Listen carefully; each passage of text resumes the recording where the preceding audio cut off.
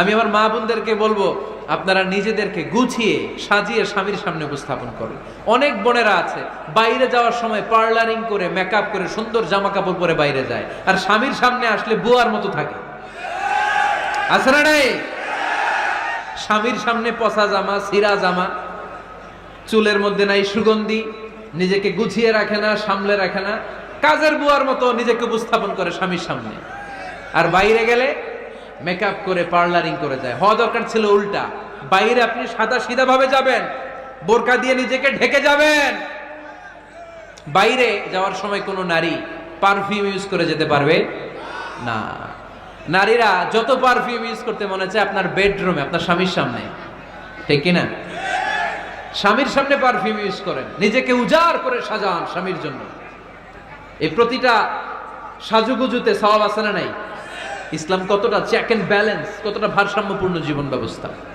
খবরদার, নারীরা deodorant use করে বাইরে যেতে পারবে, যেটা সে তার আর্মপিটে ইউজ করে, কিন্তু ঝাঁঝালো পারফিউম বোরকার উপর দিয়ে মেরে কোনো নারী বাইরে যেতে পারবে?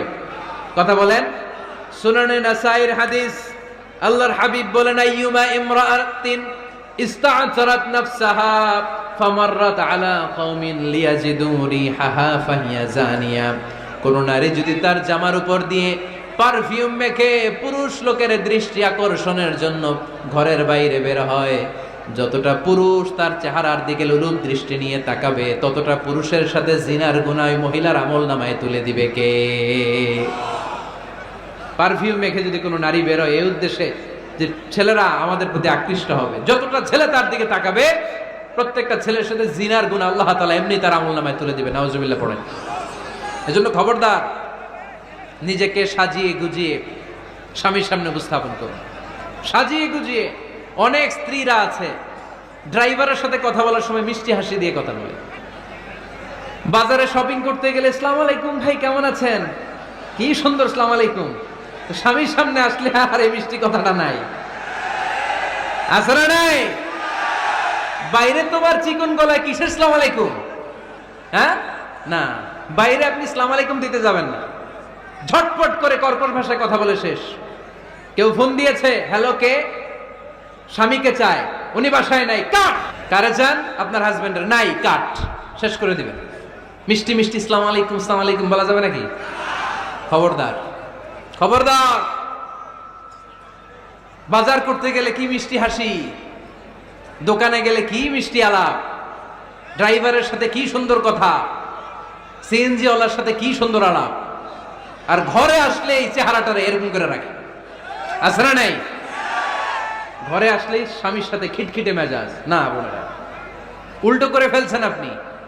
বরং স্বামী ছাড়া অন্যদের সাথে কথা শর্টকাটে সারবেন, যাতে কোনো ফিতনা চলে না আসে। চিল্লায় বলেন ঠিক কিনা? আর নিজেকে স্বামীর জন্য উজাড় করে সাজান, পার্লারিং করেন, বিউটিফিকেশন করেন, মেকআপ করেন, বেডরুমে পারফিউম মাখেন, নিজেকে উজাড় করে স্বামীর জন্য সাজান। সওয়াব দিয়ে আপনার আমলনামাটারে পূর্ণ করে দিবে কে? বিশ্বনবী যখন সফরে যেতেন, সফর থেকে ফিরে আসার সময় ডিরেক্টলি স্ত্রীর ঘরে যেতেন না। বিশ্বনবী একজনকে ঘরে পাঠিয়ে দিতেন, মদিনার উপকণ্ঠে কিছু সময় অপেক্ষা করতেন, আর বলতেন আজকে আমি আয়েশার ঘরে যাব, আয়েশারে যে বলো আমি এসেছি, কয়েক ঘন্টা পরে আয়েশার ঘরে আমি ঢুকবো। সুবহানাল্লাহ পড়েন। স্ত্রীকে সময় দিতেন, কারণ স্ত্রী হয়তো কাজ করে, ঘর গুছায়, ঘেমে থাকতে পারে, তাকে নিজেকে গুছানোর জন্য সময়ের দরকার আছে না নাই? লম্বা সফর শেষ করে, সেই বুখারীর হাদিস, বিশ্বনবী যখন সফর শেষ করে মদিনায় ফিরতেন, ডিরেক্টলি স্ত্রীর কাছে যেতেন না, মদিনার উপকণ্ঠে ওয়েট করতেন এবং বার্তাবাহককে পাঠাতেন, যে বলো যে আজকে আমি সফিয়ার ঘরে থাকবো।